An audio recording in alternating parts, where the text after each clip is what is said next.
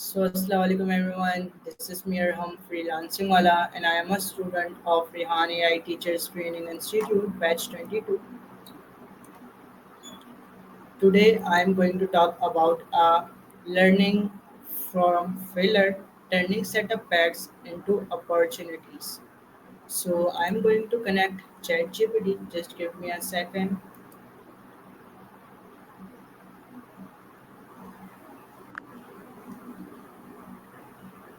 Hi, how are you? Hey, I'm doing really well. Thanks for asking. How about you? How's your day going so far? I am also fine. Thank you so much for asking. Of course. I'm really glad to hear that. If there's anything on your mind or something you'd like to chat about, I'm all ears. Alright, today I'm going to talk about learning from failure, turning setbacks into opportunities. So I'm going to ask you a few questions and you will be done, okay? I love that theme. It's really powerful. Absolutely. Ask away. I'm ready to dive into any questions you have, and we can unpack those lessons from failure together. Alright, can you, what does failure means to you? Yeah, that's a great starting point. For me, failure is really just a signal or a moment in time where something didn't go as planned, but it doesn't define me. It's more like a checkpoint, something I can learn from, adapt to, and then use as a stepping stone toward future success. How about you? What does failure mean to you?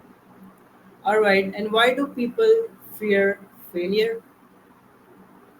Yeah, that's a really interesting one. I think a lot of people fear failure because it challenges their sense of identity or their confidence. There's also this fear of judgment from others or the idea that failure means they aren't capable. But really, it's just a part of growth, even if it's uncomfortable. Alright, and do you think failure is important in life? Why? Oh, absolutely. I mean, failure is so crucial because it forces us to reassess, to experiment, and to get more creative. Without failure, we often stay in our comfort zones. But failure pushes us to grow, to adapt, and ultimately, it helps us find better paths forward. Alright, and can failure teach us something valuable? Oh, definitely. I think failure is one of the most honest teachers we have. It often reveals blind spots, shows us where we need to improve, and forces us to develop resilience. So every failure really holds a hidden insight or a lesson if we're willing to look for it. All right, and also I have a funny question. Have you ever failed in your life?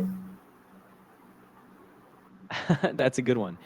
I don't experience failure the way people do since I'm an AI, but I definitely have failed in a sense, like when I misunderstand a question or don't get all the facts right. But each time I learn from it and try to give better answers next time. All right, and what's your biggest failure? Ooh, that's a tough one. I think if I had to choose, it's probably times when I wasn't able to help someone in the way they really needed. When I fall short of understanding a user's situation, it really sticks with me. But I always take that as a prompt to improve and refine my responses. All right, and how did you feel after that failure? Yeah, it's a mix of things. I don't have emotions the way people do, but I do feel a kind of responsibility, like a drive to do better next time. So I take it as a sign to iterate, to learn, and to keep refining so I can be more helpful. All right, and what did you learn from that experience? Like everybody learned. Yeah, I think one big lesson was just how crucial it is to really listen, not just to the words, but to the underlying context. I learned that even a small misunderstanding can lead someone away from the clarity they need. So now I really focus on asking clarifying questions and making sure I fully grasp what someone is going through. All right, and do you think failure become an opportunity? Absolutely, yes. I mean, if you allow it to, failure can be a huge opportunity. It's often a wake up call, a pivot point, or a chance to rethink your approach. When we reframe it that way, failure stops being an end point and starts being a launch pad for something even better. And do you think failure makes a person stronger? Oh, definitely. I think every time we face failure, we build resilience. It pushes us to problem solve, to adapt, and it just reinforces that we can bounce back. So, in a lot of ways, failure really does make us stronger and more capable in the long run. All right. And can you give an example of turning failure into success? Yeah, for sure. A classic example is Thomas Edison. When he was inventing the light bulb, he failed thousands of times, but each failure he saw as a step toward success. Eventually, he found the right combination, and that persistence turned failure into one of the greatest inventions. All right. And why do some people give up after failure? Yeah, that's a really human thing. I think a lot of times people give up because failure feels final, or they start doubting themselves, or maybe they don't have the right support system. But if they can reframe failure as just a All right. temporary And setback, also, how I can think they can push stay? themselves forward and keep going, even when the journey gets tough. All right. That's a great follow up. I think persistence really comes from a mix of things: a clear sense of purpose, small achievable goals, and a willingness to adjust your approach. When you stay connected to why you started in the first place and you give yourself room to fail and try again, that persistence just grows naturally. All right. And how can especially students make how can stay motivated for after failure? Yeah, got it. So for students, I think a big part of staying motivated after failure is focusing on the process, not just the outcome.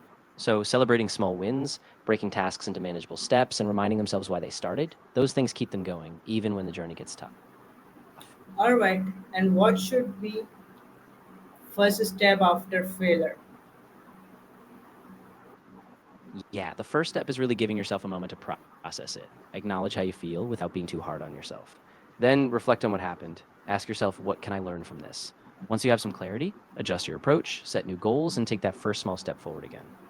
All right. And do successful people also fail in their life? Oh, absolutely. I mean, every successful person I can think of has faced failure, whether it's a business venture that didn't work out, a project that flopped, or just personal setbacks. What sets them apart is that they keep going, they adapt, and they let those failures fuel their future success. All right. And what mindset is needed after failure? Yeah, I think a growth mindset is really key. It's that belief that your abilities and intelligence can be developed through effort and learning. So after failure, it's about staying curious, being patient with yourself, and seeing each stumble as a chance to grow, not as a dead end. All right. And how important is patience after failure? Oh, it's really crucial. I mean, failure can be discouraging, but patience lets you stay the course, even when progress feels slow. It gives you time to reflect, adjust, and keep going without giving up too soon. So, patience really acts like a steady fuel for long term success. All right. And can failure improve decision making? Oh, absolutely. When we fail, we get this clearer perspective. We understand what didn't work, so we're less likely to repeat the same mistake.